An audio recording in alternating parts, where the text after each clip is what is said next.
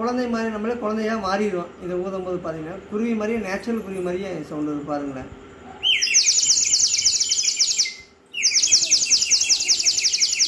இது நேச்சுரலாக குருவி தான், நம்ம தான் அது சவுண்டு தான் நமக்கே டிஃப்ரெண்ட்டாக இருக்குது. அதுக்குள்ளே ஆனால் தண்ணி இருக்குது. தண்ணி இருந்தால் தண்ணியோட நம்ம ஊதுறது. இந்த அழகாக இதாக இருக்குது வச்சுக்கோங்க பாருங்கள். இதோட ரேட் என்ன? இதோட ரேட்டு வேறு 50 ரூபா தான் இதோட ரேட்டு.